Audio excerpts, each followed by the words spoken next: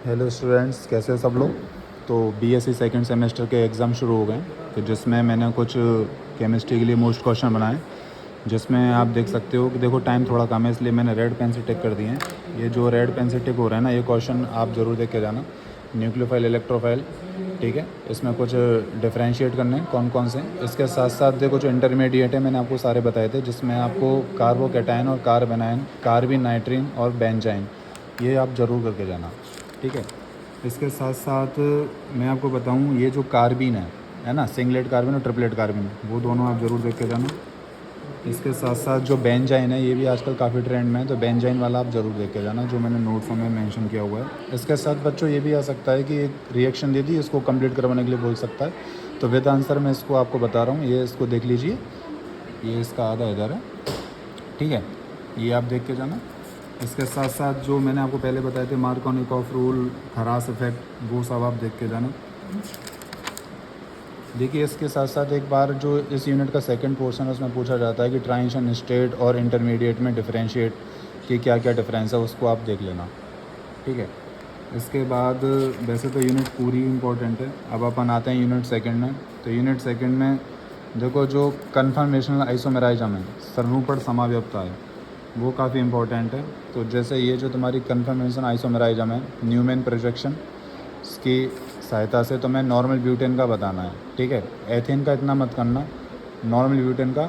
और एक तुम्हारा ये जो तुम्हारा साइक्लोहेक्सेन का बोर्ड फॉर्म और चेयर फॉर्म है, कुर्सी रूप और नौ का रूप है, ये आपको ज़रूर देख के जाना है, ठीक है। ये इंपॉर्टेंट है, ये ज़रूर आते हैं पेपर में।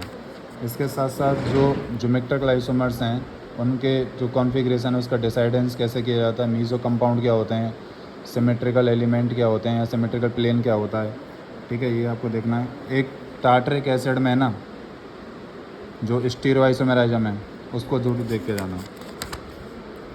इसके साथ साथ तुमसे कई बार ये पूछ लेता है कि जो प्रतिबिंब रूप और बेबिंब रूप हैं, एनेंशियोमर और डाइस्टीरियोमर, है ना, इसमें डिफरेंशिएशन पूछ लेगा। एक जो बाल्डन इन्वर्जन है, ये क्या होता है, ये पूछ लेगा, ठीक है। एक तुम्हारा इरीथ्रो थ्रियो, ये छोटे छोटे डिफरेंशिएशन है जो आपको करने हैं। एक विन्यासन, संरूपण, कॉन्फ़िगरेशन और कन्फर्मेशन में डिफरेंस आपको देखना है इसमें। और बता रहा हूँ, बस आप ये कर लेना। इसके बाद अपन आते हैं यूनिट थर्ड में। जो यूनिट थर्ड है आपकी,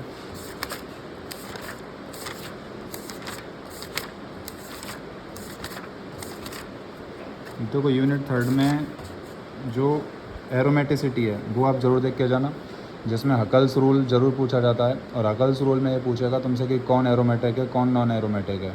तो जैसे पिरिडीन, पायरेन, फ्यूरॉल, है ना, ये सब तुम्हारे एरोमेटिक होते हैं, तो इसके बारे में पूछ सकता है कि कौन एरोमेटिक है, कौन नॉन एरोमेटिक। ये वाला क्वेश्चन आप देख लेना, ठीक है।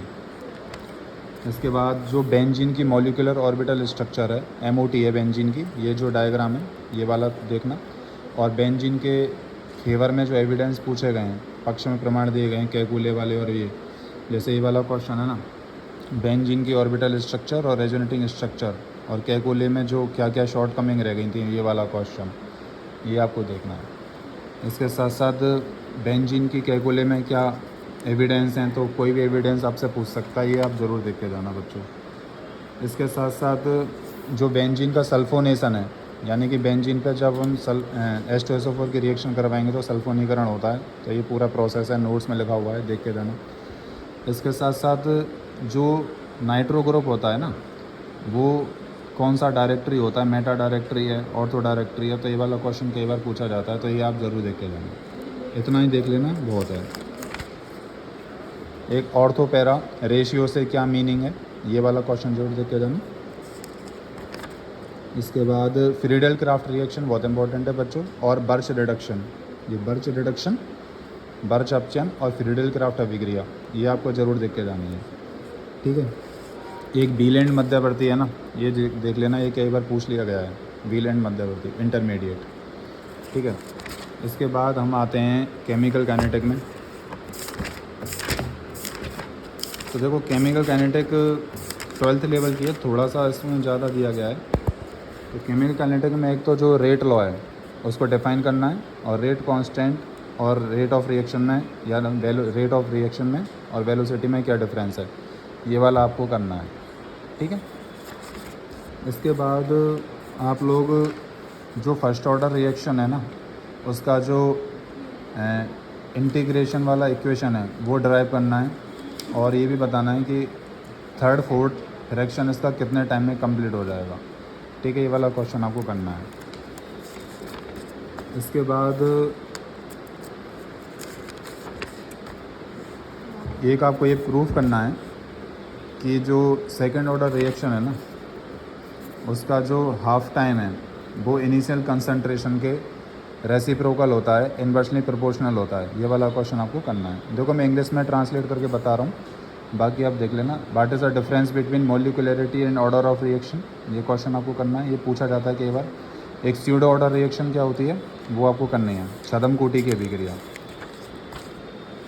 अब देखो इसमें कोलेजन थ्योरी है, टक्कर सिद्धांत है, तो कोई दृढ़ गोले मॉडल के आधार पर जो सरल संघट्टवाद है, ये तुम्हारी कोलेजन थ्योरी है ना, ये आपको देखना है। और इसके साथ साथ जो आर्हेनियस इक्वेशन है, एक्टिवेशन एनर्जी है, ये वाला क्वेश्चन आप ज़रूर पढ़ के जाना। आर्हेनियस इक्वेशन मस्ट है, क्योंकि तुम्हारे छोटे वाले जो क्वेश्चन है, पहला वाला जो क्वेश्चन मिलेगा एमसीक्यू टाइप होगा, उसमें आपको कई सारे क्वेश्चन मिलेंगे, उसमें छोटे वाले आएंगे। तो एक्टिवेशन एनर्जी, ये वाला क्वेश्चन आप ज़रूर याद करके जाना। मैं इसका आंसर भी बता देता हूँ इसी में से। एक ये क्वेश्चन आप देख के जाना कि जो रेडियो एक्टिव डिके होता है ना, वो फर्स्ट ऑर्डर रिएक्शन होती है, ठीक है। ये वाला आपको करना है, रेडियो एक्टिव डिके। इसमें से एक न्यूमेरिकल भी आ सकता है बच्चों, और बाकी इसके जो मेथड हैं वो तो आप रहने देना, क्योंकि इसका सेकंड पोर्शन हो जाएगा। बस इतना ही कर लेना, और क्वेश्चन खाली छोड़ के मत आना, सारे करके आना। Thank you.